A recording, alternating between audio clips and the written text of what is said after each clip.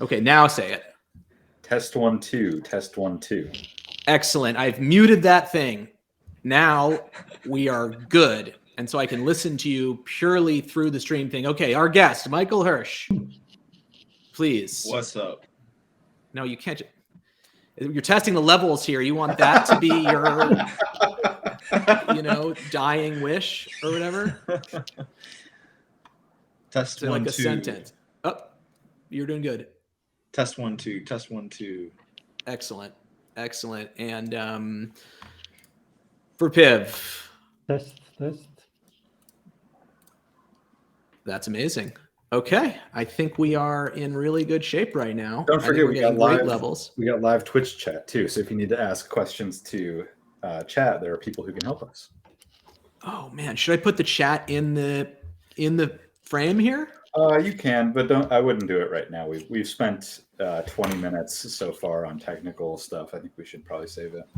Okay, and the last question is: should I put a compress filter on the audio? No. Just leave it. Let it roll. Yeah. Let it rock. If okay. The mic is a little toasty, then that's what it is. Okay. Oh, and we have to change this text. What is episode? It's episode 20, and what is the title of this episode? Maybe it's how to create a successful video podcast part 2. The Joe Rogan experience. That's the part name of the episode. What was 2. it again? The Joe Rogan? Fully count? Lessons.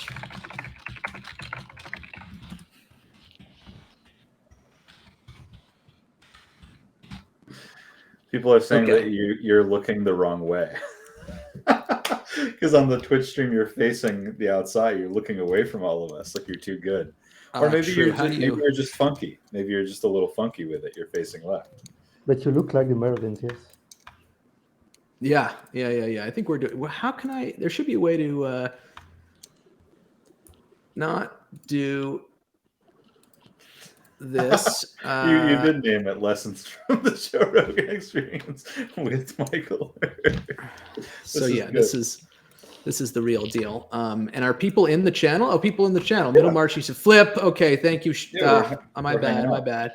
He's disrespecting you all.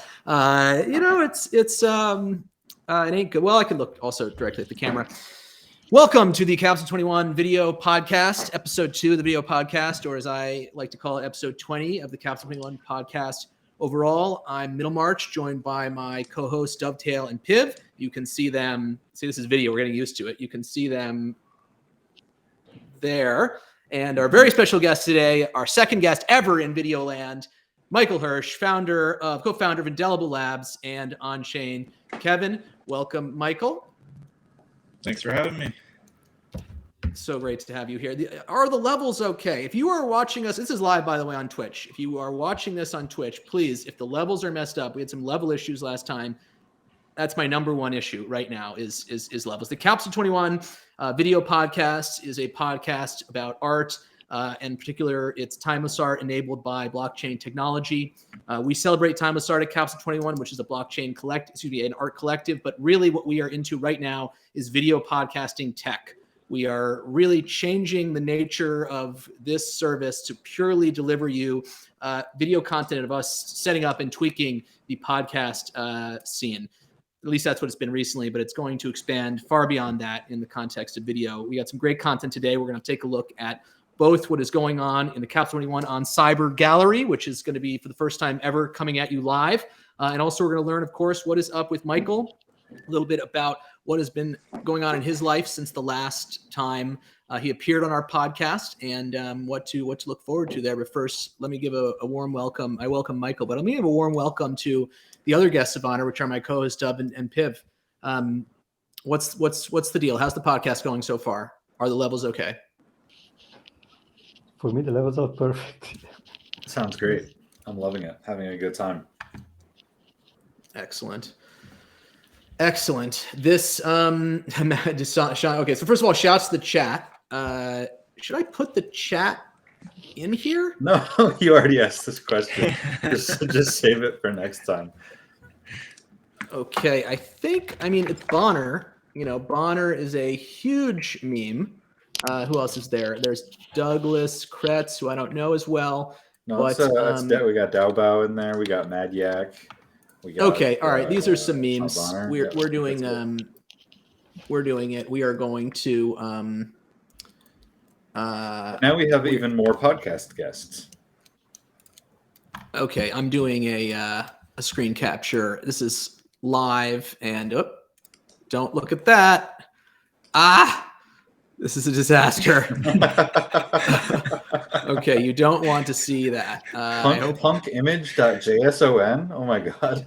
I hope nothing was on the don't see phrase my thing. So that was terrible. You really got to be careful with this stuff. Okay, screen capture. Don't make source visible. Okay, window capture. This is fine. So essentially what I'm doing is I'm capturing it, and I'm going to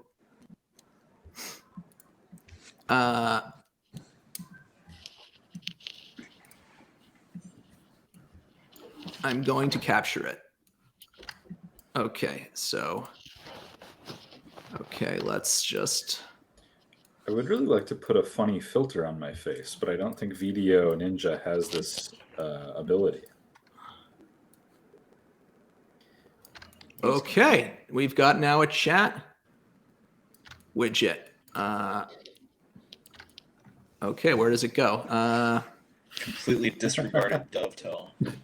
Yeah, no, this is you need. Yeah, we're this. worried about chat. I want to be green. Okay. I want to be a VTuber Shrek. Okay, so this is the chat widget. If you are watching this on Twitch, you can say anything you want, and there's no way I can remove it. I don't even know how this works. I don't know how I got it here. So please say things. Sean Bonner, very legible. Okay, we got Bonner in the game. Thank you, Sean. Thank you. See, we need this back and forth, energy. This, we can't just be. Before we were with, our audience, but we weren't really with our audience. We couldn't really feel the sarcasm, and now we can. This is brutal right here. So we got Douglas Kretz part. Okay. So let's get started. This is part 2 of how to make a successful video podcast. Welcome to the start of the podcast. Podcast is beginning now. And the key you have to understand is we have changed. And look, by the way, like we joke around, but like there's a lot of actually, if you're interested in video, I've gone through every permutation of everything. The big change of the tech this time is we are using a site called Video Ninja, video.ninja. And basically what it allows you to do is create a sort of Zoom room, so to speak, in your browser. And then each individual video stream can be extracted as a separate URL. And so with that URL, you can import those different video streams into OBS and move them around into your scene in the way you want to.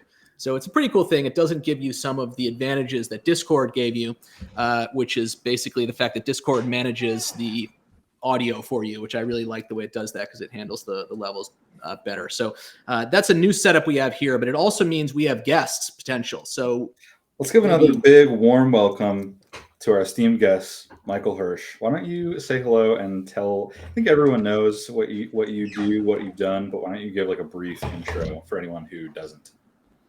Sure. Yeah. So, hello. I kind of got started in this space a year. Well, I guess in around November of 2021. And ever by this space I mean like NFT crypto. Yeah. So when I joined, immediately got an on-chain NFT. Which was? Yeah, which one? A chain runner. Oh yeah, cool. Which are like totally mooning. So. Really? Finally, God! I wish I had bought one. You told me at NFT NYC to do it. I should have done it. Probably better. It's still. I think it's cheaper now than it was. But anyways, I come from a software developer background. I have a Web 2 software agency, and me and my co-founder at the web agency, when we both got into space around the same time. We were looking for NFTs that were on chain, just because when we first got in, we were like, realizing that the only thing really stored on the blockchain is just a URL, and we're just like kind of shocked by that. And we're like, wait, okay. Yeah, that is shocking. Buying a URL. Same reaction. And so I was like, actually, my business partner was the first one to like go on a hunt for on-chain versions, and he found chain runners, and we both bought them. But then, we were fascinated by it, and we're talking a lot about, just doing something, just because it was kind of like the Wild West. It still is. Mm-hmm. But I think things are starting to like slowly take shape more. The more the standards are, being developed, but it's still pretty. Sorry, let me interrupt you. We have a chatter saying the audio is bad, and I'm hearing some clicks myself. Yeah, there's I wouldn't interrupt you unless it was a audio, unless it was a chatter. No, you're good. Thank you. So I am hearing some pops in your feed. In mine? Yes. Maybe you could unplug it, is replug it. My it. audio? I think so. Yes, you can hear that, right, Dove? Yeah. Yeah, there's like a unplug, repug type situation, maybe. Let's see. Sorry, guys. I'm pinning this message. Audio bad. This is the cold hard feedback we need. Audio is important, Is it? It's not just like background noise. No, it's like a crackle. It's like a crackle. Yeah, it's like specifically when you're talking. Okay, hold on. It's not just because you don't have a pop shield. I know what you're thinking. I forgot my pop shield. Like, this is causing all my problems. But no, you have to Pop shield take responsibility. You can't just put it all on the pop shield. What's good about the Twitch stream is that no longer do we have Twitter's tyrannical dead air rules for the algorithm.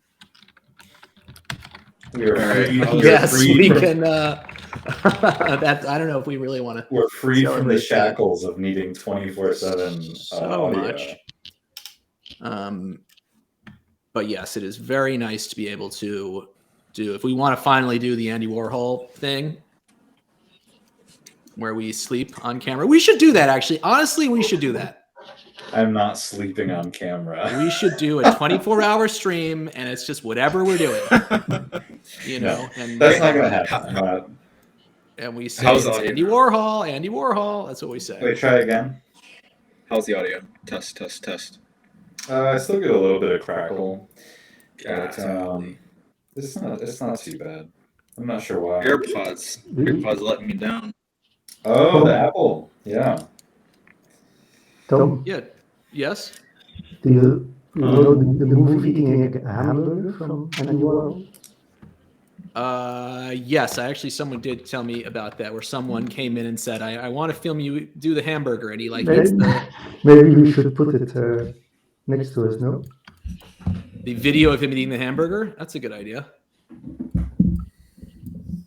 Right now, apparently we sound cave-like. All of us, or just? Oh, we're getting feedback delay. Dove, you sound like you're in a cave. I moved my mic closer. No, it's center stage. Okay. Well, I'm doing this chain runners thing to kind of show people what that is, but let's get back to, no, it shouldn't be doing this. I'm going to try a different thing, which is actually a loop back. I'm going to loop it. I have my audio up. Okay. It says that your audio is perfect, Tom. My audio is perfect. That's amazing. So why? But they said that Piv and I are like cave. It sounds good to me. Let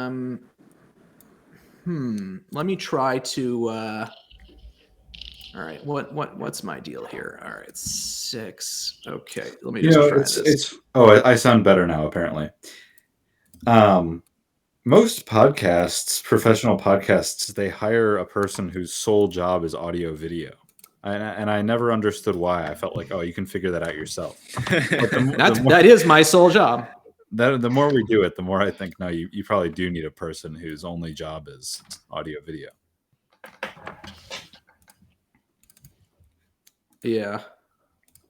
Test your mic out again, Michael. Wait, where did my test? Oh, you sound better now too. Yep. The crackle is gone. I changed nothing. So let's go. Close. Yeah, some more it's of like my that stuff. That's the my code is broken and I don't know why. Oh, maybe it's still there. And then my it might still be there a little. No. Sorry. Dang it. Maybe my voice just has a crackle. Is it that? No, it's not that. Unfortunately, that would be from all of the cigarettes that I smoke. Yeah, sure. Yeah,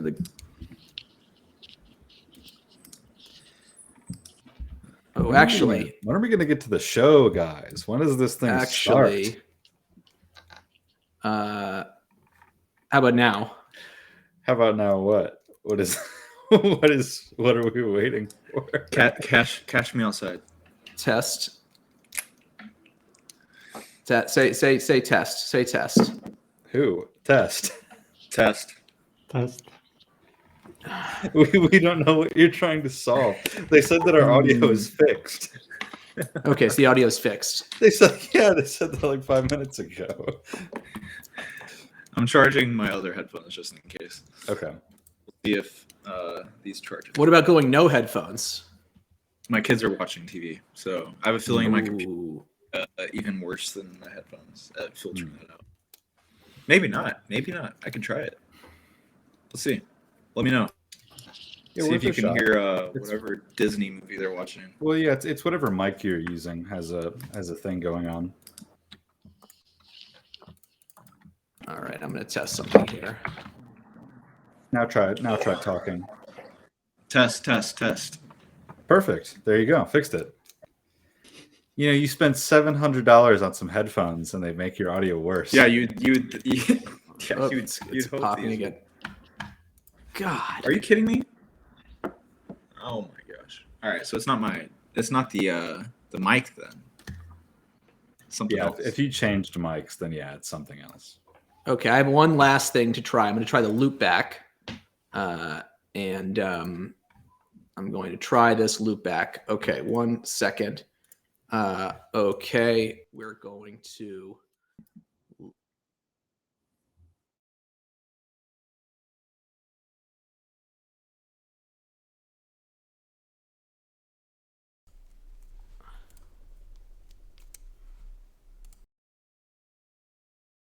The audio source that it's playing from, if you have like different options there. I mean, right now it's just the system audio because I disconnected my AirPods. It's not as bad now as it was, so I think we can just continue for now. I think we should probably just keep going instead of wasting time on technical stuff. I'm sure the audience is loving it. Yeah, no, it's fun. We're having a good time here. This is the Joe Rogan experience. The Joe Rogan experience.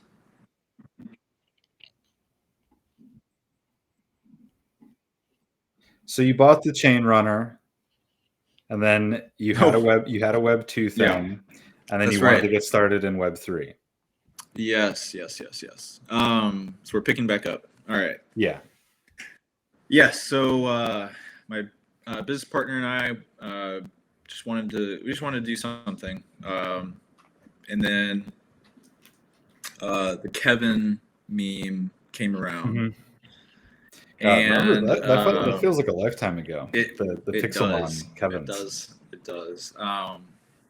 But I guess for those who don't remember or weren't around, it was basically this like kid who I think was like 16. Yeah, I think he was underage. He was like a minor. Created like this like hype. I don't even know how he got all the hype around it, but he like created all this hype, got all these like famous, crypto NFT people involved in his launch, made like $10 million or something off of it. I think it was more than that, but yeah. Yeah, 10 plus maybe. And then it revealed, and it was like some of like the shittiest like 3D art that anyone has seen. And there it is. There's Kevin. I'm the proud owner of, you guys know Egg Boy as a personality in our Twitter sphere. He did an egg in the Kevin style, and I'm the owner of that. It's pretty good. Nice. Yeah. So that happened, and then the Kevin Punks collection launched, and I bought Kevin Punks, and then it like mooned to like 2 ETH, and I was just like, this would be like the perfect like meme like collection if it was just like on chain. And I like loved the Kevin Punks. I honestly, I was like, the Kevin Punks are gonna be like a meme forever in the space. But yeah, what are they now? So I can't.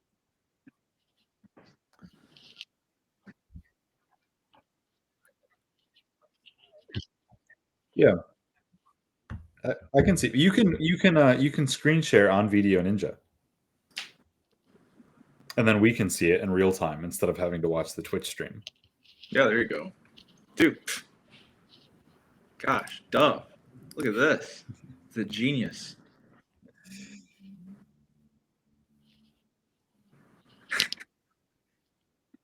Yeah, that's a Kevin Punk. Yeah. What's the floor price at? How much is a Kevin Punk worth today? It was 2 ETH. Oh, I don't. It was. I think that was like the high, and I sold one. I sold one for 2 ETH, and I kept the other one, and just let it go to 0 after that. But anyways,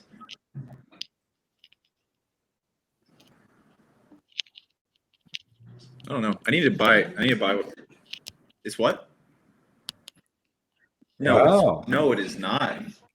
No way. Oh wow. That's crazy. Dang. All right. Well, that's awesome.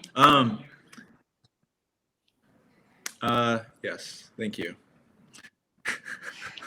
I mean, anyways, the whole point is that they're clearly still around, but for me as an on-chain maxi, I was like, these would be even better on-chain. And I didn't want to like copy the whole like CryptoPunk meme. Mm-hmm. And so I did a chain runner one. I used chain runners as the base and created on-chain Kevin. And doing that was an experience. It was my first time writing any Solidity code. And coming from like Web 2 into Web 3, where in Web 2 you could like, the whole mantra in like Web 2 is just like push, like ship, right? Like ship fast, and like fix things later, and you cannot do that in Web 3. And I learned that like the hard way by spending like, I think we spent probably 5 Ethereum, which shouldn't to deploy. Like because we deployed 3 times, and yeah, it was stressful, but kept finding issues in the contract, and I mean it was it was a learning experience. So how did you go from on-chain Kevins to Indelible Labs? Yeah, so like after that launched, that's like how I became so close with my community is because the first one that launched had a bug, and then we joined on, or I joined on a oh gosh, what's that app called? It's kind of like Twitter Spaces. Clubhouse. I joined a Clubhouse with them, and they were like, "Are you rugging us? Like, what's going on? You legit?" And I was just like, "I legit just don't know what I'm doing."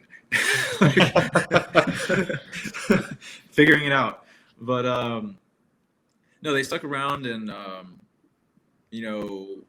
eventually the collection minted out, and I wanted to repay them for just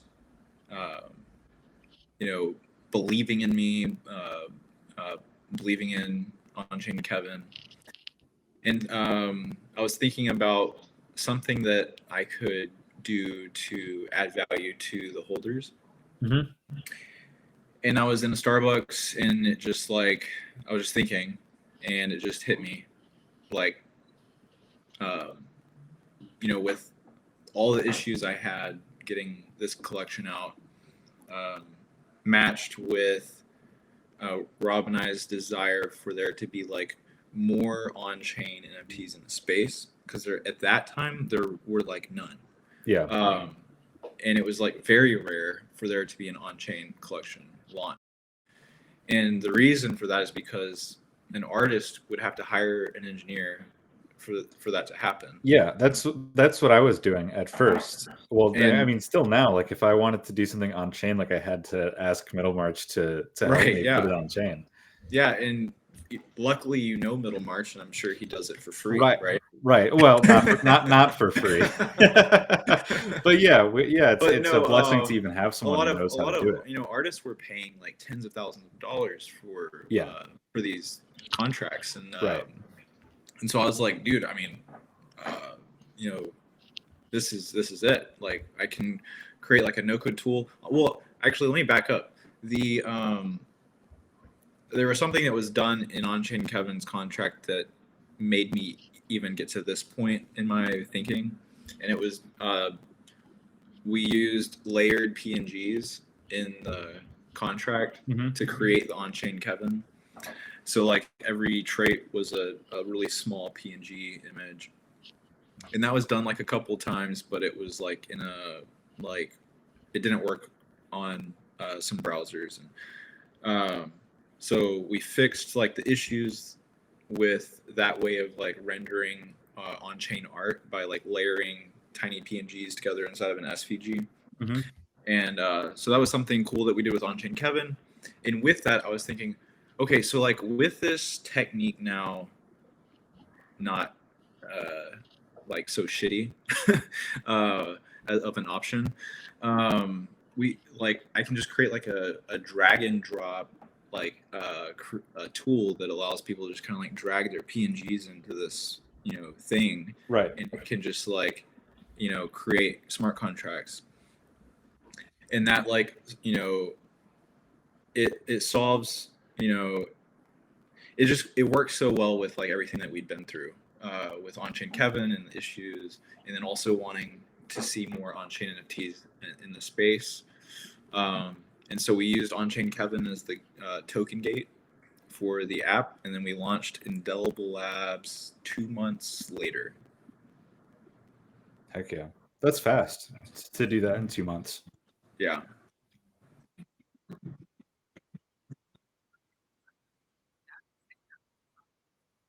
They were 2 months, in the NFT space is 2 years. Yeah.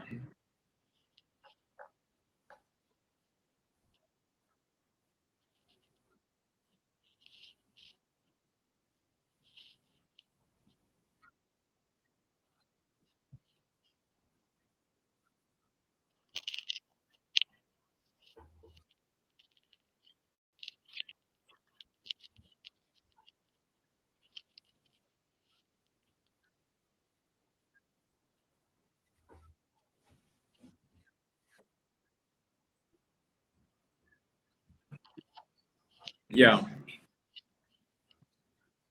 Yeah, I mean, back when I launched it, one of the things that I love literally the most, uh, well, it's in the top, if not the most, is the trustless donating to nonprofits. Yeah, that's really cool. We partnered with the Giving Block, and we hit their API to get a list of their nonprofits, and then they also have another API that we can hit to like generate an Ethereum address for a nonprofit to receive ETH, and it's like specific for like they create it for the collection that's being launched, and so. So that way, basically, like we hard code in the smart contract this address, and people can like know that at least the Giving Block is getting the money, right? Right. There, now you have to trust that the Giving Block is going to pass it on to the nonprofit.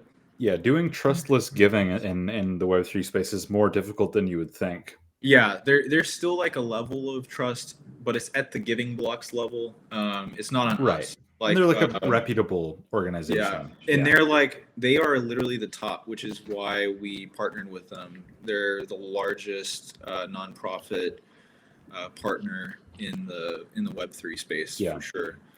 I want to know their clients are like St. Jude's Hospital. They have Save the Children as one of their clients. They have all the top nonprofits. Yeah, they're doing really well. I want to know, I saw that you tweeted, there's 11 people here. So can we get alpha? You said that there is a new announcement coming up that you said would take a while.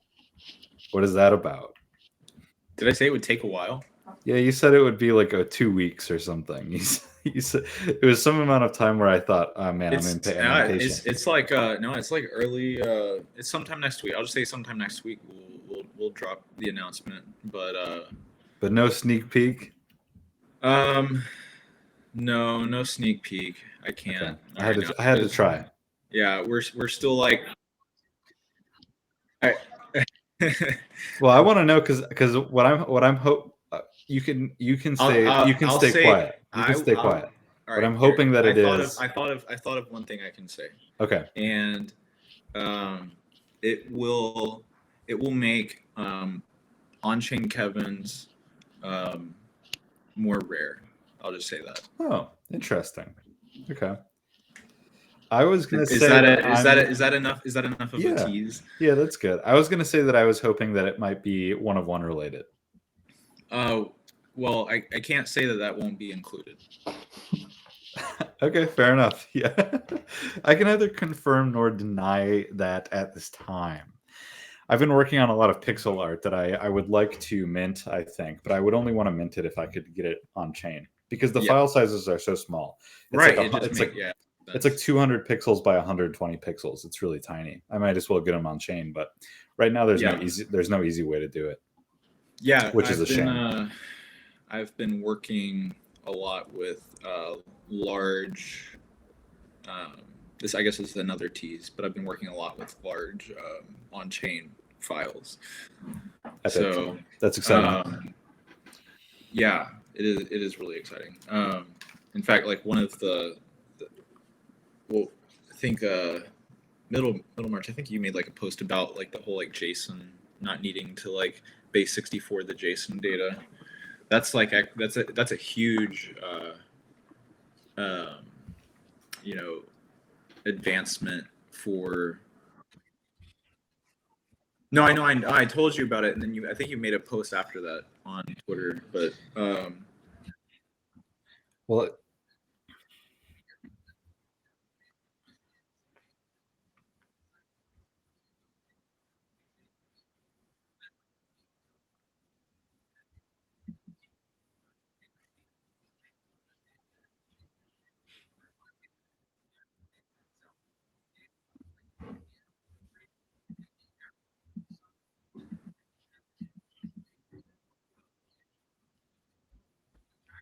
Yeah.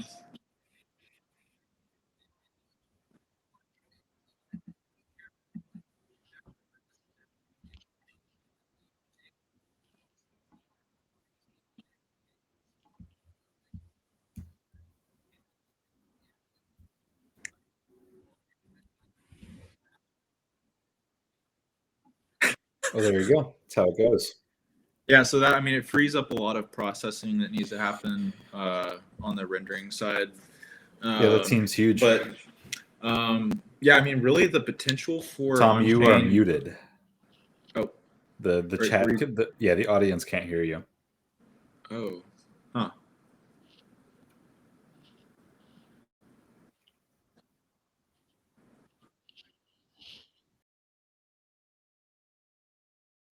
But How yeah, about one of the things I'm excited to see is actually, let me ask you guys, because I've been trying to find myself an existing song that has been uploaded to the blockchain, and I can't. Do y'all know that that has happened yet? Can you repeat that? Sorry. A song that has been uploaded to the blockchain, an on-chain song. Is that I don't think so, but I don't see why not. Like I think that you could get chiptune music or like NES level 8-bit, 16-bit music on chain. I think you definitely Oh no, could. I mean like a 1-2 meg song. That'd be cool. I no, I don't think that that's happened yet. I think that would be a world's first if you did. Okay. That'd be very cool. I'm talking with a music artist that is known in the NFT space, Epic. and I'm gonna see. I have one single music NFT. I haven't listened to it in a long time. It's kind of weird with music NFTs. You have to like go remember to listen to it. Yeah. Well, what does it represent? In a It's way, just ownership of. I mean, it's the same as owning. I mean, it's the NFT same art. as the image, right? It's Yeah. like. But it's when like it comes to anyone Are you music you might still be muted, by the way. I'm not sure if you are or aren't. test, I think I'm fine. I mean, if we can hear you, they should be able to hear you, right?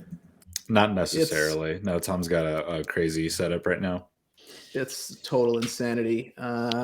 Okay, so I switched it from what it was doing before. Epic. and Okay, then you're turn in the this game. off. You're audible. You're good. Okay, so got it. So what was I literally just saying? So with an image, right, there's this question of like IP rights or whatever, right, that comes up classically and humorously if two images are very close to the same thing. But then with audio, it's so much deeper in terms of like all the different like rights and how you can split this stuff up. And so I think there's like more potential for confusion really in terms of what the thing is that you are buying. And it's like, what are you actually? It's the same thing, right? It's like, you're not buying the rights to the photo and the image, you're just buying the image itself. But it is kind of a well, you're not even tougher buying thing the for me image to itself. conceptualize, like you're buying it's a row in the database type thing. I don't know. I'm also like, having just ended a period of time in the music industry, I am also very like wary of anything in the music industry in terms of like innovation or whatever, because I think it's very difficult with the players in the space sometimes, not always. But what's the sort of, so yeah, what was your experience, or what is your POV on this, Michael? I just think that like it would be cool to see like on-chain expand past just images. And so I would one of the things I would like to see is some actual like music put on chain. It's not like really for any purpose other than like from an artist perspective. Like I'm not I dabble in music. I am not a musician by any means, but if I were, I feel like I would love to know that like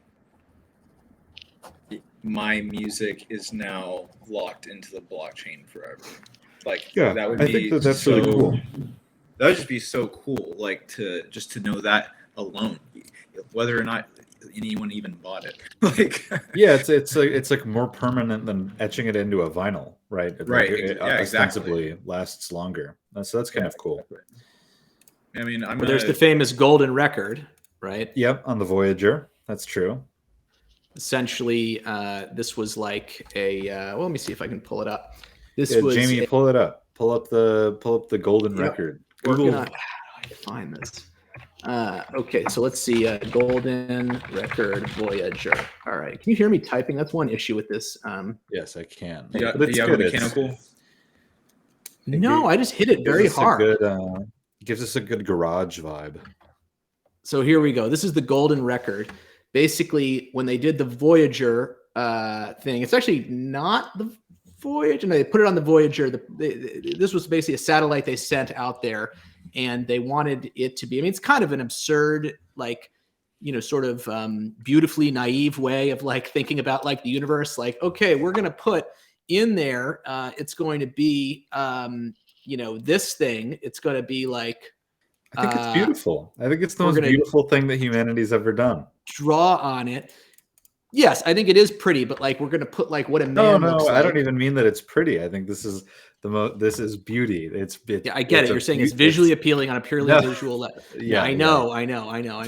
So anyway, we put this stuff on here that's like the thing revolving around the Earth. So the sort of idea, and when I say it's naive, it's that like if you put music and drawings and like anatomical pictures of men and women, you put that on the thing and you expect someone to be able to like read that. You have this sort of classic on-chain problem where maybe the data itself is, stored on a golden record, but then what about the, phonograph or whatever? And, good thing they didn't put a USB thumb drive on it. That would be really hard to do. And a phonograph is physical, at least you could run a pin on it or whatever. But like, yeah, how is someone going to see this? And, what is even to suppose that the recipient of this, whatever that means, to receive this is going to be even scientific in any way. They might be. I think the idea is that it's good enough. Is that anyway, it's the best you can do. So that's why I think it is beautiful. But they encoded like sounds of the world. Am I getting this right, Piv? Yes. Yeah, you're good. So speaking of on-chain, maybe this is a good time to segue. I would like to talk about my art. I would like to talk about Piv's art. Maybe we can look at our stuff right now. Yes, there's one thing I wanted to talk about. Small thing. You, Mike, you also said forever, and we had CX Coda, and we asked, or we also asked him what he thinks is forever, and I think he said like 20 to 50 years. That is forever. I agree with that. Forever is 25 to 50 years. Dub's under 30, so he thinks that like 10 minutes is forever. Like, I've been waiting on this cheeseburger forever. Yeah, that's not like that, Dub. Like the bigger version. CX Coda is the guy who, one of the main guys at least, who put the moonbirds being one of the first things that you could put in a Twitter hex, and that's amazing to me for not just Twitter reasons, but he put the moonbirds on chain in a really cool way. And we asked him, what's the point of all this? And he basically said, what Piv said. So it's not like, in his view, that long. He was sort of saying, when it comes to computer systems, just look at the history, and none of this stuff lasts that long. At the same time, can't completely go by history, but but we're not like, I guess the way I see it is, it's not like we're creating, we're not creating like, I get like a smart contract is kind of like an app, but I feel like with the blockchain, it's more like, we have this, this vault that we're just, putting data into, and at any point it can be accessed, right? Mm-hmm.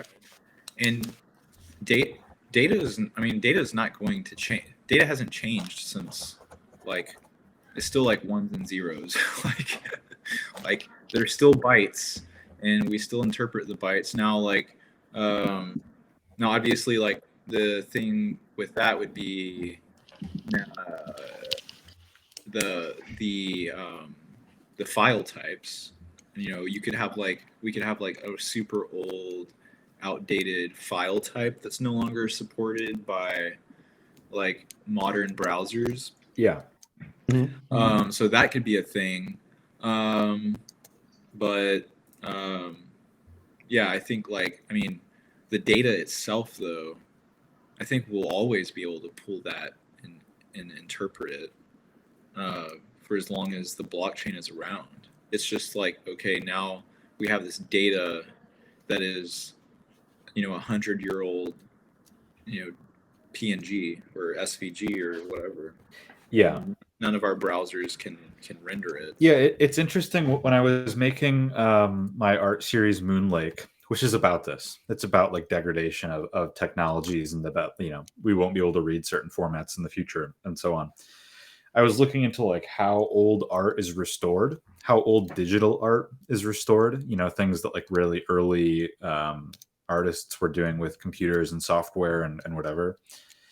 And there are some pieces that like literally require a team of computer engineers to like get the art back in its original form, because it was like they have the data of the file of the art, but the software that file runs in is gone. And it's not really like well archived. Exactly. You have the wrong version of it. So they have to like backwards like reconstruct the software in order to even like run that data. So I think that's an interesting part of like putting things on the blockchain too. Yeah. Although I think SVG is a pretty safe bet. We're a little, we're probably past that point. Like at this point in the internet, I think 100, 200 years from now, I think someone would be able to like load up an SVG. Yeah, I think SVGs are good, but I think in 100 years, like you won't, like a PNG will not be a thing that you can like interact with. But SVG, I mean, haven't you heard me rant about this? No, I just said I agree with you. Both of us just said we think SVG will last a long time. No, SVG is terrible. SVG is the worst because it can have anything in it. Like you can have a PNG inside an SVG. So if you're saying PNG is not going to work, then neither is SVG. There's no way to carve out. Well, not all of it. But anyway, this is kind of semantic. But it's none of it. If all of it doesn't work, then none of it works, because you will never know if you're getting all of it. Like if you open an image and it looks like this, was it intended to look that way, or is that the degradation that you get from you would only know. You would only know from like other supporting evidence, like a picture of the real thing. Plus, I have the data, so like let's compare and see how close it is to the actual like what it's supposed to look like. That's what they do with what format is the picture? The picture is in print. Picture or something. The picture is a physical, a tangible object. Yeah, a physical object. Yeah, those have problems too. But no, I mean, I think the SVG. No, this is the real. People don't think about this. Historically, a painting will last longer than a computer file. Yeah, of like course. an image file from the early internet is not as easily readable as a painting from 400 years ago. Yeah, of course. I mean, I think the we also, I think like paintings surely got better over time at in the like durability, I guess, of the paint that they were using, right? So in some ways, yes and no.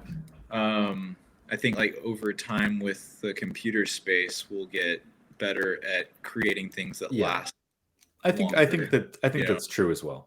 Like whereas like we're still compared to like the Stone Ages and like all of history. We're like everything is getting very early. Not just we're very early in like the blockchain, but we're like still early and very early in just like the computer age in general. But I don't know if it's actually getting more durable though, because in the past you didn't have really the option, right? Like if you go to someone carving something in stone and say, "Oh my God, thank you so much for making this so durable," it's like, well, I didn't have a choice. This is the only medium that I had. So it's like if we separate these things, i.e. the creation of a durable end product with the achievement of the specific goals of the artisan or whatever, then you're going to get, good, cheaper things that are less durable, because the durability is going to be driven by the durability that's needed, not the incidental, durability. In the computer context, I think what you get is people are sort of just obsessed with flexibility and features, basically. Yeah. And as you add more of those things, you get less durability. And in the past, you couldn't do that because you had slower everything. So you had to be very chill about it. So that's why BMP is a file format that is going to be the most durable. The new file formats do more stuff and they're harder to look at. And an SVG is the prime example of this being the absolute worst because it requires a full web browser. So now you're in web browser land, and web browser land is just total insanity. You've got JavaScript running now. You know, in the old days, you wouldn't have JavaScript in an image, but amazingly now you can. There was an amazing post today on Hacker News about JSON. Sorry, nerd alert here. JSON, which is one way of describing like a configuration file or data, JSON structured data, like key value kind of thing. And there's a different format called YAML, which is a format that is more like flexible. And you can store data types in it and all this kinds of stuff. And YAML versus JSON. And then if you look at all the changes and intricacies of YAML, where they've made this thing better and better and better over the years, and now you can't even figure out what it is. What am I looking at with this file format? JSON's so simple. And likewise, if you look at BMP all the way through SVG, you end up with something at the other end where you're just like, this is like, you need a ton of stuff going on to figure this out, which is why I'm very into the Moonbirds thing of putting the BMP. Like, I think that would be, if anyone cared about this, that would be, I think, a very good technical innovation for Indelible Labs. Which would be to have it be a BMP outputting thing, not an SVG outputting thing. But I think on planet the Earth, the goal, at least for me, is to support like many file types. So if you wanted to upload a BMP, you could upload a BMP, or if you wanted to upload an audio file, or basically like one of the the facets of what we're trying to build is like, you could think of it as like an on-chain file directory, and tying that in with like NFTs and so basically making it where you can pretty much just like, you could think of like Indelible as like a box, or an iCloud, where you have all of your files uploaded to the cloud, but then at any time you could just like upload them to the blockchain as well and have them like stored there, and then you could connect those to NFTs. But that would be like optional, right? Because NFTs just you can point NFTs to anything. To anywhere right? On the blockchain, yeah. Like you could point an NFT to text that just says "ha," like right. Like a lot of our anything. like Capsule 21 NFTs, we just point to CryptoPunks and then edit that. Right, exactly. Right, you can literally point it to whatever you want. Tom is wincing because I've oversimplified it very far. No, I was smiling. That was a smile. We got to work on the video editing to make that. Oh, wait, stop. You changed something and now you're doubled. You have 2 streams in Video Ninja. You're in here twice, so your audio is doubled. Okay. No, that one was the good one. Now I can't see you. Yeah. Yeah, but now we can't see you anymore. Someone said something, lyrics and melody easily storable, methinks, which that's pretty smart. Yeah, I was going to say that as well. You could put the stems on chain and then mix them without needing to store. And you could use like an off-chain thing to play it. But that's pretty smart. But yeah, no, I at the same time I like the idea of just being able to like click play. But that's like, with the degrading, that would definitely be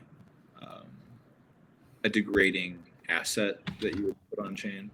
Is if you like uploaded like an MP3 or something. Mm-hmm. But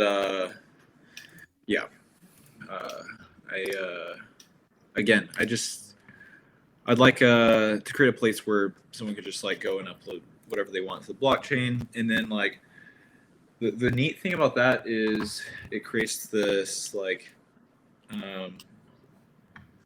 if you were to like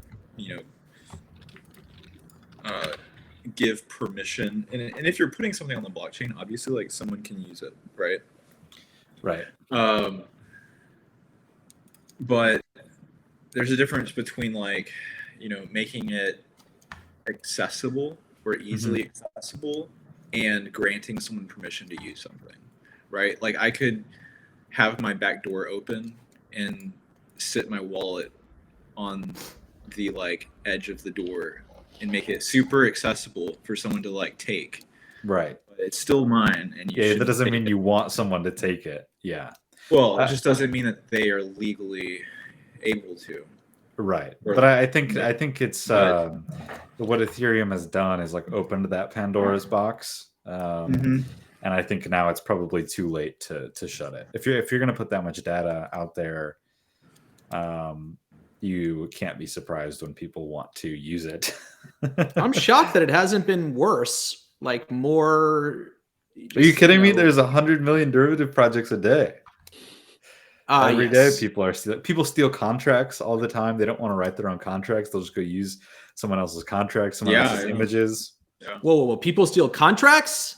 Like as a programmer, like stealing art, that's one thing. Like that's not my problem. But like contracts. Yeah, people are stealing yours. I'm sure you've stolen contracts. I'm vicious. Never. I'm vicious. I will do anything. It's crazy. Yeah. I mean, I think I guess what I was more saying is like, yes, you can put anything on the blockchain. And I think nerds said lovingly, and whatever. Some people will say that it's not good to use the blockchain as a data store.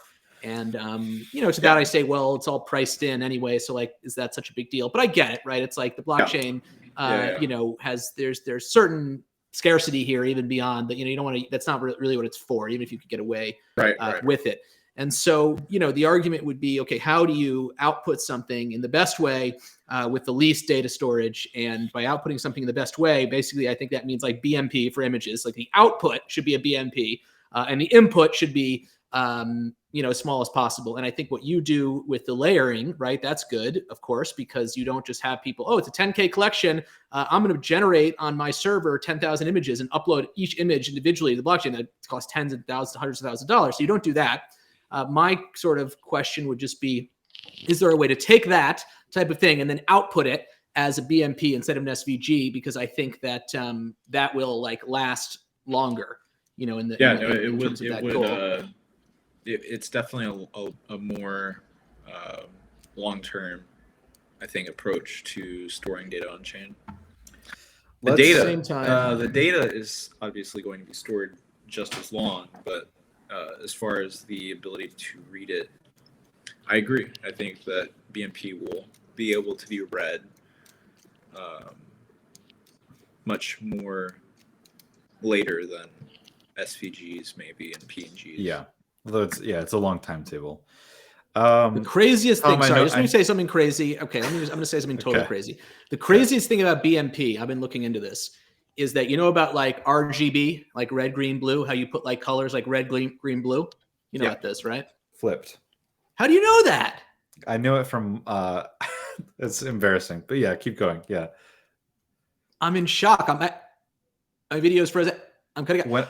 When Minecraft went from version beta 1.2 and it made the big leap to 1.3, it switched from RBG to RGB. So now when you try to make a texture pack for old Minecraft, or when you try to run old Minecraft on a new Mac, the way the Apple Silicon interacts with it, it doesn't flip it for you. So your Minecraft is inverted colors.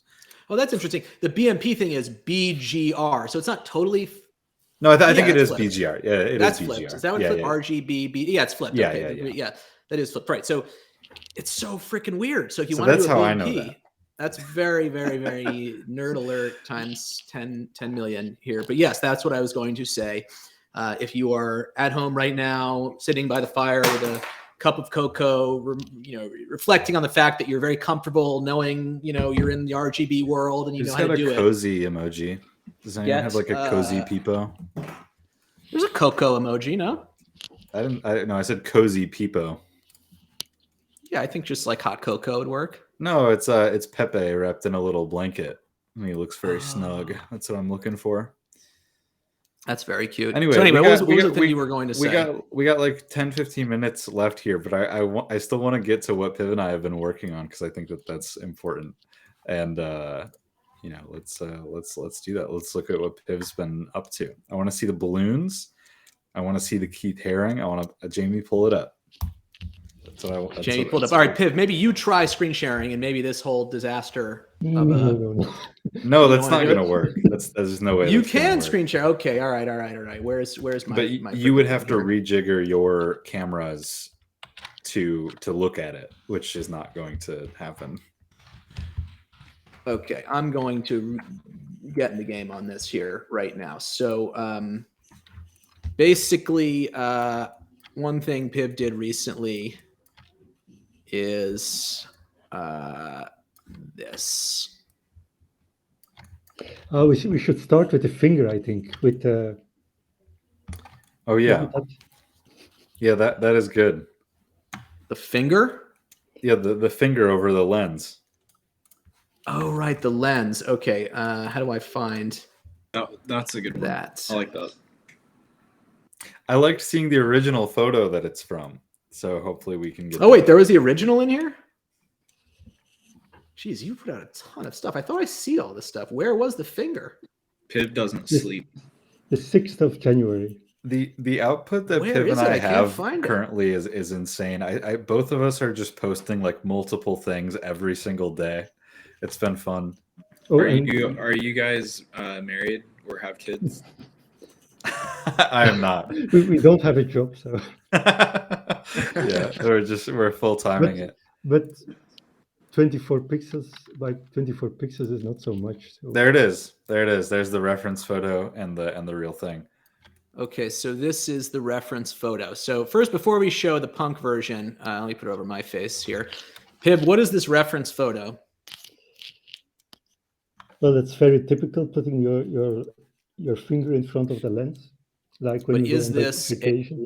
Did you take this photo? I actually found this photo after I made it. So, but there are there are a lot of the if you Google finger on lens, you find a ton of these.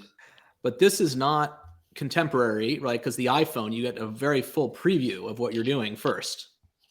So this is sort of from the point and shoot film days, the disposable camera days. Yeah, this is a vintage punk.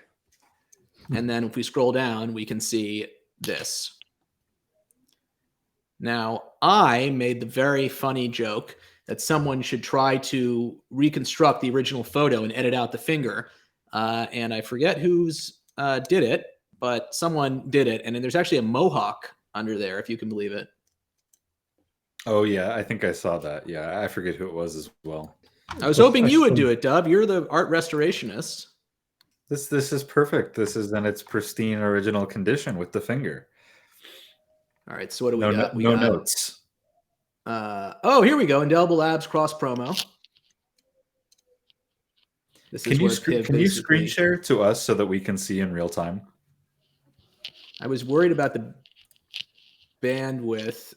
Okay, yeah, sure. Screw it. Let's do it. And the one below is funny too. Just one lower. It's a silly joke, but it's quite funny. Can you see now, Dove? Yeah, can you just make it your web browser? I don't know if you want to do that, but yeah. Make what my web browser? To the thing that it's screen sharing to, so it's not just OBS, but actually like see what you're seeing on your web browser. Oh, smart. Very smart. Okay. Where is that? And that's smart. Okay. There we go. Yeah, now we can see in real time. So basically, Duchamp removed the urinal. Yeah, not this one. This is not this one. not quite like this. Just one below the finger, please. Oh yes, I didn't understand what this was. One more. Yes, this one. Yes, he cut off his ear. That's what this is, basically. I thought this was very clever. This was, a lot of times on Twitter, I'll see you do something or I'll see someone else do something, and I go, I wish that I thought of that. And this is one of those moments where I saw this and I thought, I wish that I thought of that. And sometimes I look at something and say, I did think of that, which is what's true of the Bliss balloons. Okay, sorry, yes, but yeah. This is a good one. You remove the ear. Did Van Gogh actually cut off his ear? I bet there are like truthers out there who would say... No, it's real. Real story, confirmed. But was it really cut off, or was it just a cut in his ear? Yeah, I think maybe that is the thing. That's a good question. So talk to me about this one. So fin de siècle, as we all know from like high school, whatever, is end of the century, which refers to the end of the last century, not the one that just passed, the cool one, but the other one. And so what does this mean? I just wanted to make something in the colors of like fin de siècle. That was Impressionism or Pointillism. So like this one reminds me a lot of the Salvador Dali like proto pixel art painting. Yeah. Is there chiaroscuro in this? No, There's sfumato in this? No, these are not techniques from that time period. But there is chiaroscuro in Piv's webcam right now. Yes. Yeah, so it's like this. So Piv is this again. Yeah, he's Rembrandt right now. He's chiaroscuro. So Piv operates in a world of this. Wait, is that punk who had the finger over the camera? Yes, he's very famous. I mean, that's crazy. Okay. So getting to the real action here. Let's just get to the real action. Still life, by the way, that's the Indelible Labs crossover. Yes. Sorry, I skipped past that. This was Piv like edited one. Do you really need to edit it? Like, doesn't this devalue my still lives? I have a solo pipe. Okay, what is this? This is like a bed sheet over an alien. Is this meant to be like Rene Magritte's? Yes. Okay, yes. Sure. When I saw this, I was very upset because I don't own one of your punks yet, and when I saw this, that's one of my favorite paintings, the original, the Rene Magritte painting, and I thought I need to own this one. And by the time that I saw it, people had already run the auction up to like double your normal reserve. And I got cold feet about it, but I really love this one. This was one that I really considered I'm putting like a half each to. I really like that. So it's basically this. Yeah, it's also a blanket, yes. But with me, it's an alien. That's the idea is like, yeah, what's under it? Fitting. Yeah, okay. I thought that one is my favorite that you've done recently. Is the bed sheet? Yeah, it's really good. All right, this is Banksy. Okay, so it's a balloon punk. So this is the new. I'm going to go to the one that I like the most. So the balloon motif, which has been interesting to see in your last couple of posts, Piv. So what's this concept? Where did it come from? Where's it going? Well, it's again a variation on the default punks. Oh yeah, true. Would this have been more successful? Could it have been less successful? Well, it's not so bad. It's not so bad. Yeah, it's not so bad. I kid. Yeah, it's but I really think these silhouettes are very, very usable still, because I went through them to make them. So what one should I use? Yeah, I think so too. I was thinking with the default punks and seeing these balloons that it reminded me the CryptoPunk chains that got made. I think Tiffany made those, and a lot of times they're going to be flipped the wrong way because they're on your neck, right? They're going to bounce, they're going to flip and whatever. Mm-hmm. So a lot of times what you're going to be seeing on people's neck and on their chest is the default punk, and it's going to be a funk too. And I thought that was funny. It's like an unintended little unintended thing that comes with turning it into a 3D piece of jewelry. Default funk, officially licensed by Tiffany. Yeah, we got to give them the. What about this, Piv? The Marilyns. A couple of them sold this week, so that's why they're there. This is Piv and I's, of course, Piv and my first project, sort of, but the first meme one, and really, really, really killed me on the tech side and everything, and it was pretty successful. Basically, these are, but I don't want to explain the whole detail of it, but like, what about a print of this, Piv? I made a large version for someone to make who wanted to make a print of, what is it, 4 feet? Oh wow, that would be cool. Yeah. Yeah, this is actually funny. You had this for a moment, Hirsch. Maybe you still have it, where it's like a web site or a web URL that will spit out a PNG of an SVG. Like, this is the beauty of like the on-chain meme, where it's like, okay, now I want to print this out. It's a big freaking SVG. What do I actually literally do on planet Earth? And you have to either automatically screenshot it through some website that you make that does this, or manually screenshot it through your browser. Do you still have this tool? Can I use it? I do have it.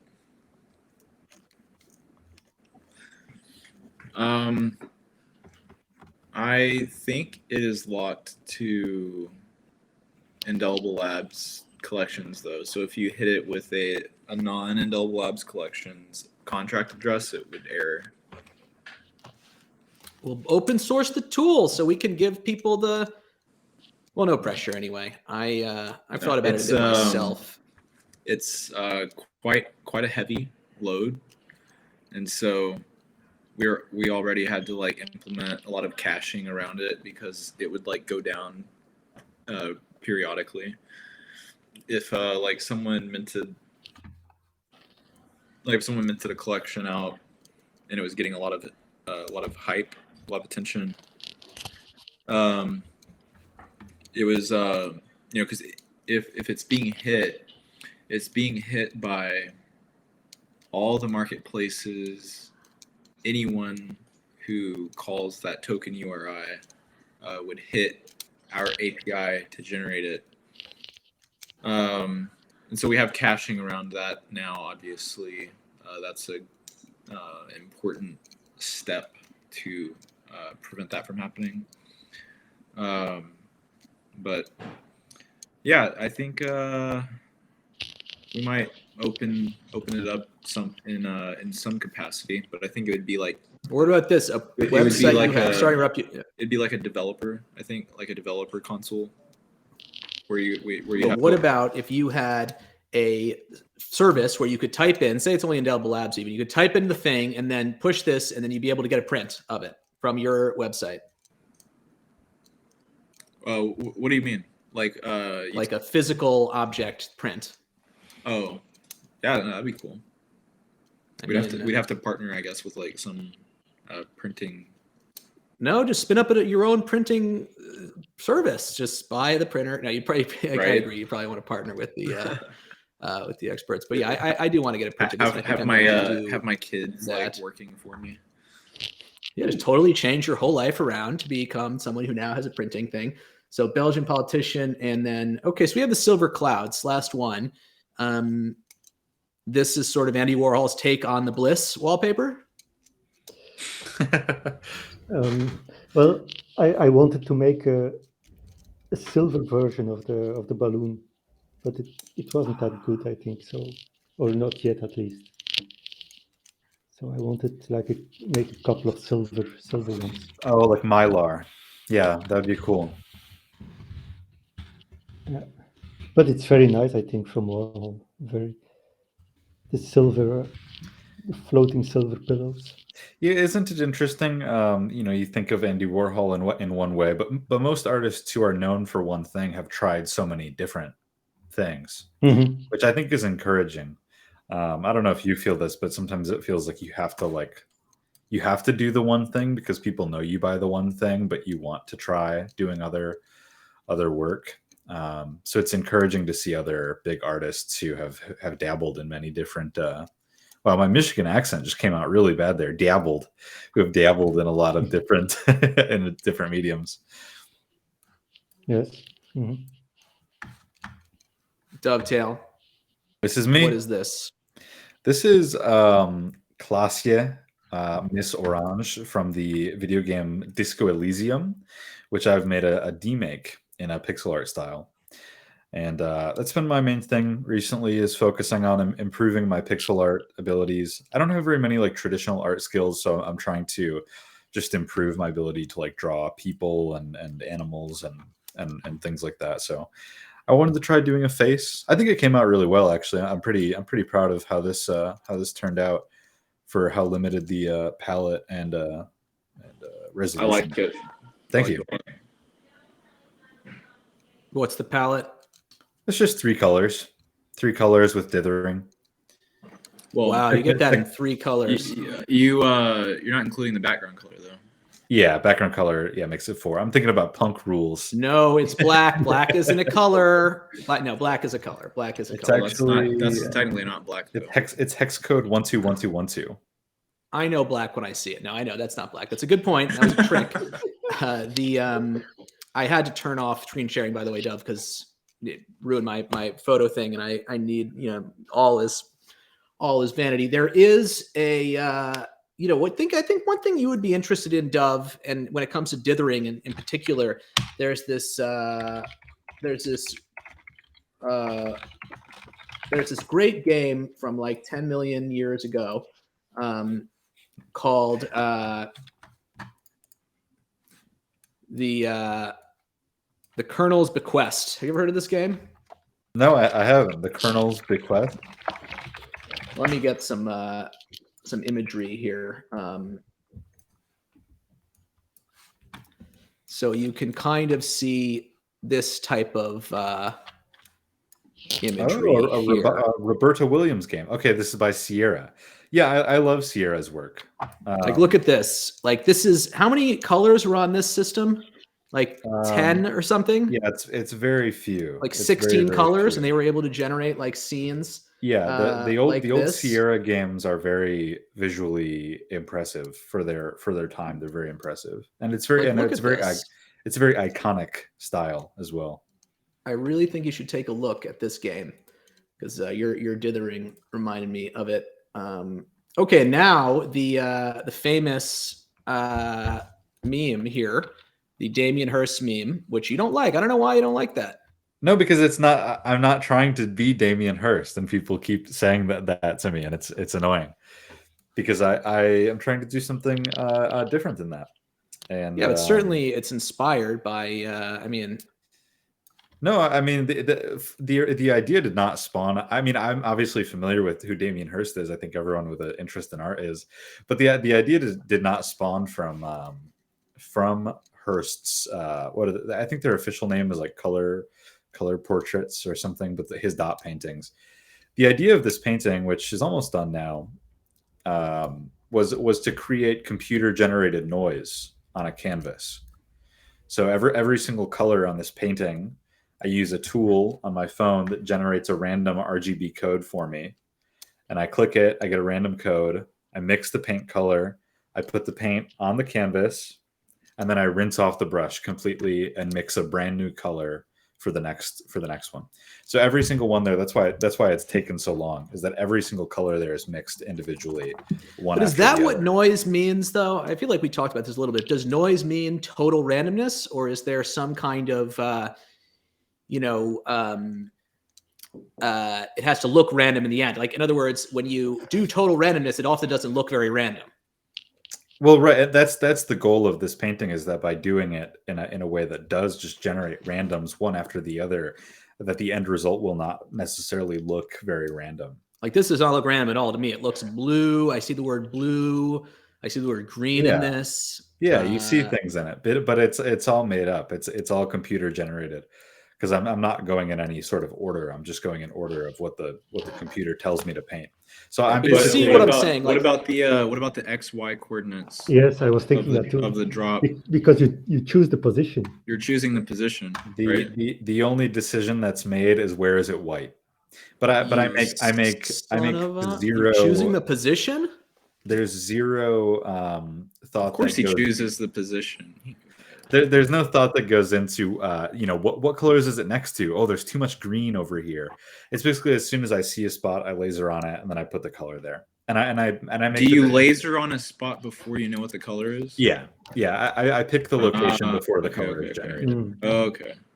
So That's the good. idea is that I'm just a vessel for the computer. So this is computer generated art. It's just using me as a tool, which is the opposite of how art normally works. That's the I was just wondering the order of that, because if you knew the color beforehand, then you could it would influence. You could Yeah, I mean, and that's a big problem.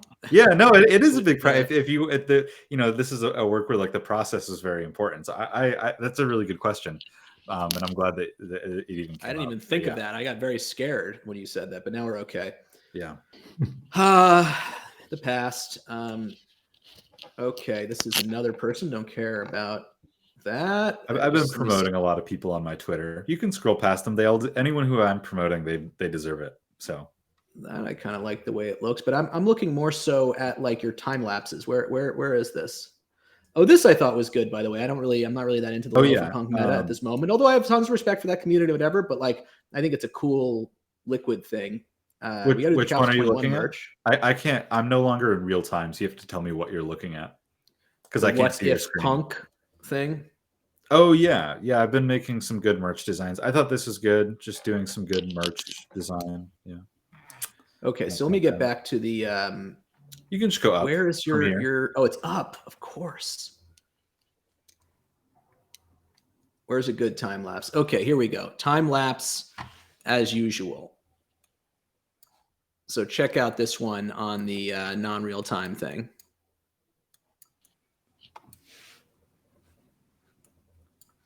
I believe you're drawing like a house in this. It's Oh yeah, this one is good. This one's from today. This is a reference that I used. It's a flower shop. I took a picture of it when I was living in Seoul. And I've seen this picture. Yeah, it's a very good photo. It's my favorite photograph I've ever taken. So I used it as a reference to do this little scene. I think it came out really well, and I think it's cool. Wonder. The time lapse is a good proof of humanity. Like an AI didn't do it. I don't want people thinking that I am like AI generated because my pinned tweet is AI. Oh, we're now anybody can join. Yeah, I just did you just leak that?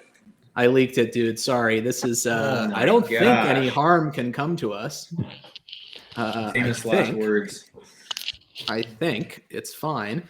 But yeah, these time lapses are cool. I think they add a lot to the art, so you just see that it's not. I don't know. People like seeing how things are made.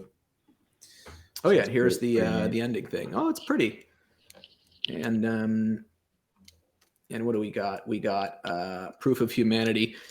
Yeah, I mean, I think for real proof of humanity, we really need a video of you doing it. Like, why don't we push this concept further? I mean, it would be boring. You would just see me hunched over my computer like this, looking right at No. I think the video that I'm imagining would have like from behind. It would have like 20 different cameras, and one camera would be on your left hand, one camera would be on your right hand, like two eye tracking, like really breaking it down. You'd be wearing that suit that has all the balls on it, like really breaking it down so you could track every single thing you were doing. And yeah, I think you could take who's gonna set up this suit for him? Yeah, not me. Exactly. I'm retiring from audiovisual. You gotta scroll down to the Tetris one. That's the last one that I want to look at. The Tetris, because the Tetris one was really popular on Twitter. People really liked this. This one, the road one. No, it's literally Tetris. It's a GIF. The Watchtower one. This looks like a cool GIF. Yep, that one is cool. It's further down. Oh, I thought oh, here we go. Oh, wow. This is great. How did I not see this? You're seeing it now. The one that this is Madyak's idea, and he had the idea like a month or so ago, and maybe it was like a month or two ago, and I think that he did like a test of it. But then it just came back to me, so I wanted to make the GIF. And wow, so he blissed you out on this one? This is sick. Yeah, it's pretty cool. There's a little mistake in there. There's one pixel that didn't fit, but yeah, I thought that was cool. People really liked that. I was actually little. I was surprised how many people were interested in that. Yeah, I'll even give this one of my coveted retweets. I Wow. think this is you are very stingy with the retweets. I've noticed. I'm You're so stingy. not a big retweeter. I got NFT luminaries following me. Okay, I can't flood them with everything. I'm not going to say who, but you know who. But yeah, this is great. I mean, I think there's what direction could you take this? I mean, it's actually a classic problem in computer science being, put out here called the knapsack problem, where you try to come up with the Tetris pieces that will fit a punk, basically. And the computer science question is there an efficient way to do that or not? And the answer is no. Certain traits are unmakeable. I thought about, if people want to pay me to do theirs in Tetris, I'll do it for a sum of money, because they take a really long time to do. I do a lot of stuff for free with like punks, but these I probably have to charge for. But if people want theirs done, I mean, I'll do it. But yeah, the Tetris is cool. I don't know where else I would use it, but it's a cool effect.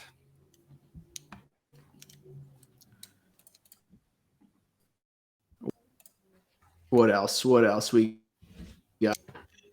The cat. Where's is H cool. Wonder anyway? The cat is cool, and the Carmel, California one is cool.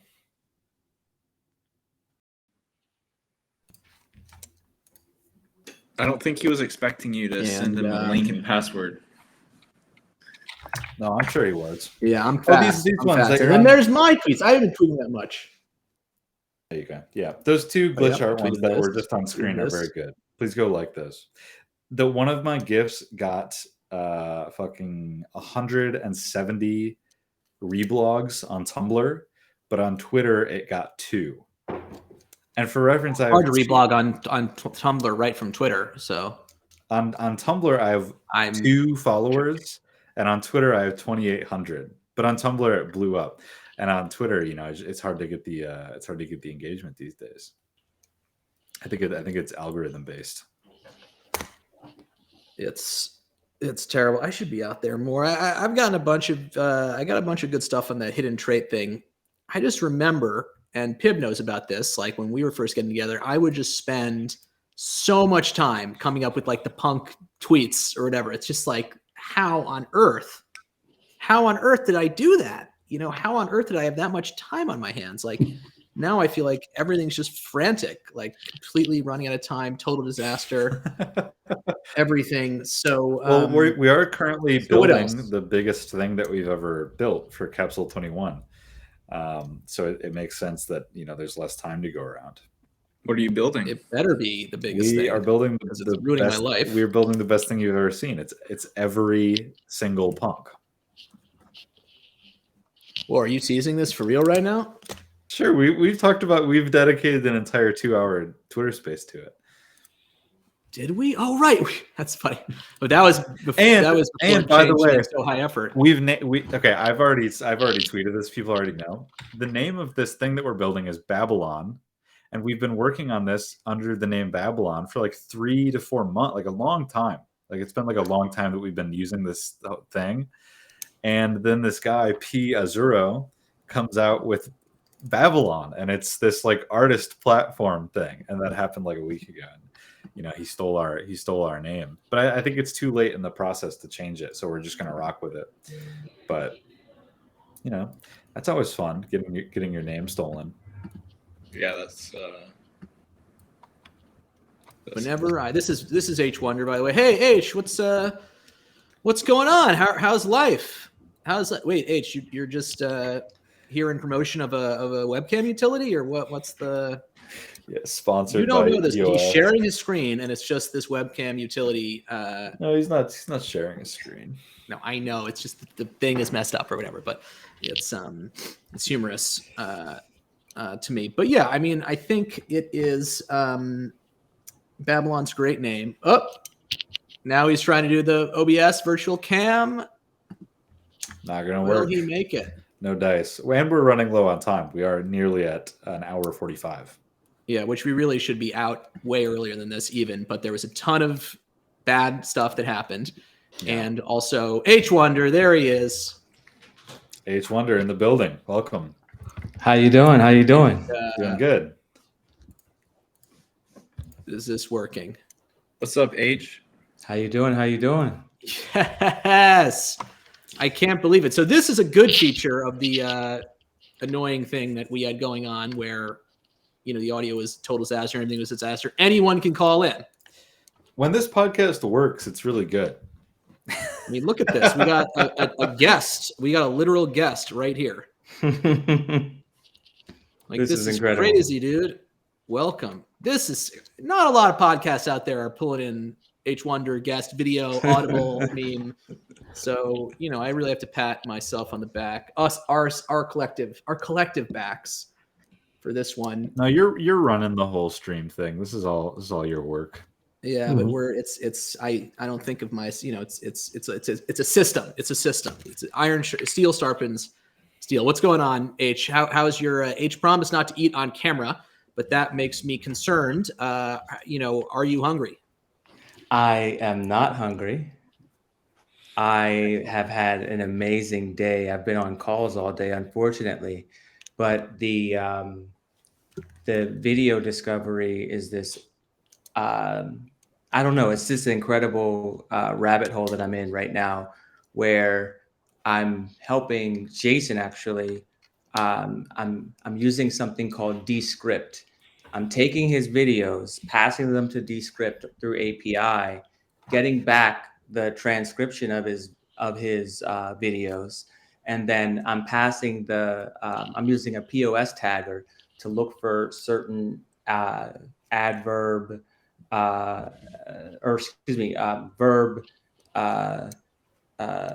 noun, adjective pairings, and I'm passing that to a search engine that provides free stock imagery.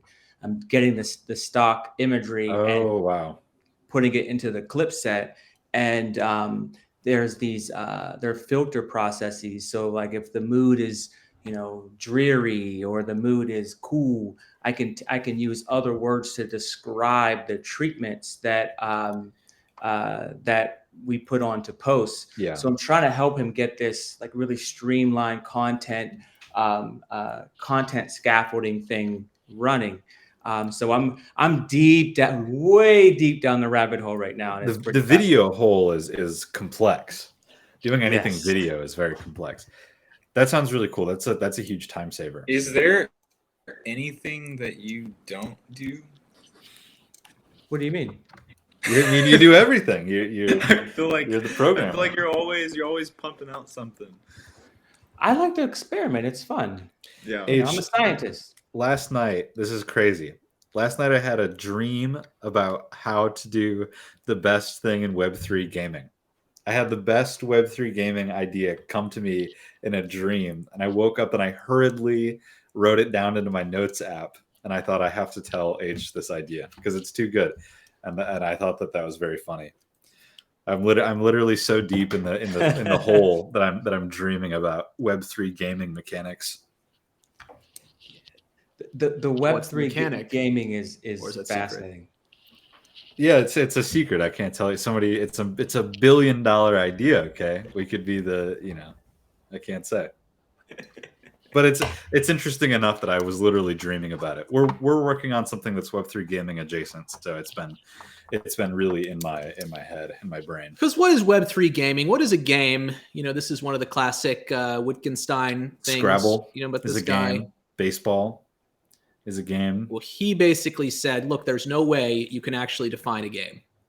If you try, there's always going to be one little guy in there. It's more like this family resemblance type thing.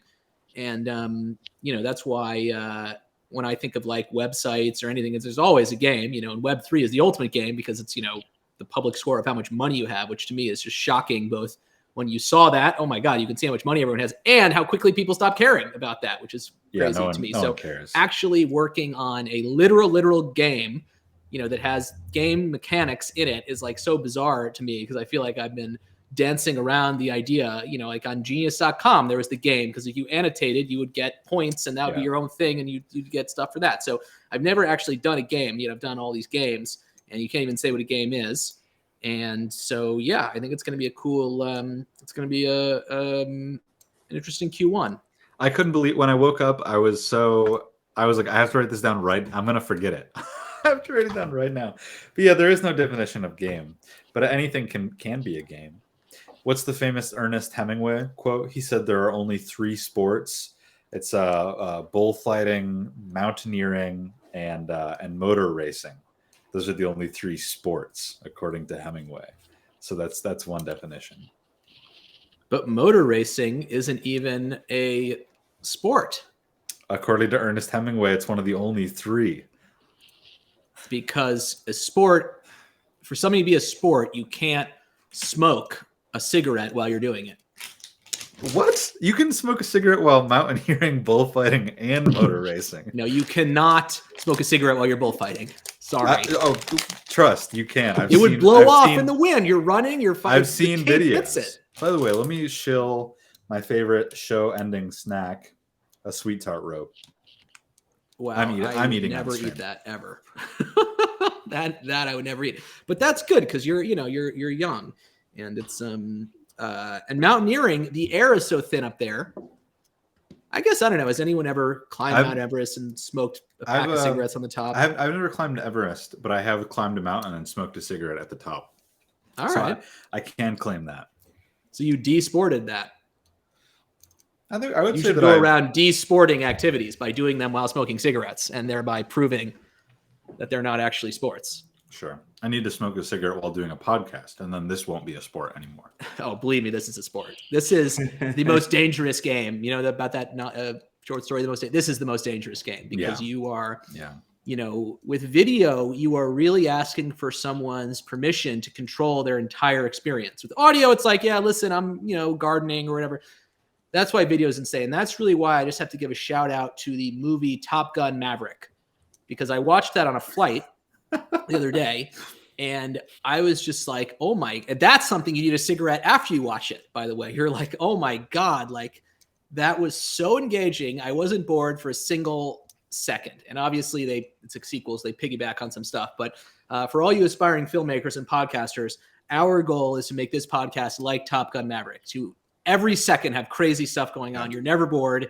And a little bit of a weak love story thing that wasn't so good, but basically that's our goal. Should we? Where's that in the Capsules 21 podcast? Yeah, just pure. Is it energy. Developing? Yeah, it could be. Yeah, we're working on it. I mean, it's a new medium. I'd love for references. I mean, I like what Jason's doing. Obviously, is that why you brought H Wonder on?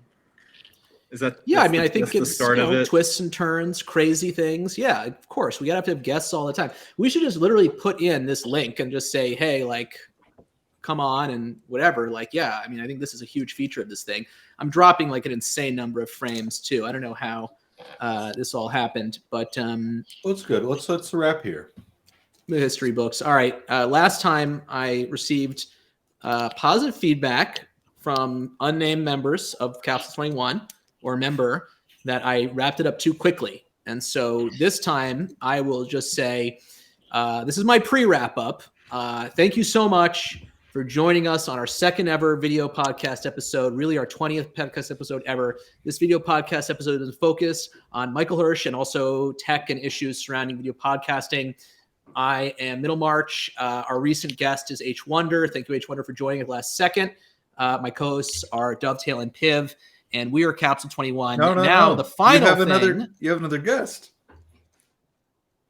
I said H Wonder and Hirsch, no? No, you skipped on Hirsch. Wait, I said the topic was Hirsch. Yeah. I didn't say you were a guest, though. And our main guest, the meme guest, who you know about, because if you're listening to the whole podcast, or if you just skipped to this last part, our meme guest is Michael Hirsch. And that is the end of my pre-outro. Dove and Piv, final thoughts. I have no notes. All killer, no filler. Yes. Rembrandt. Bye-bye.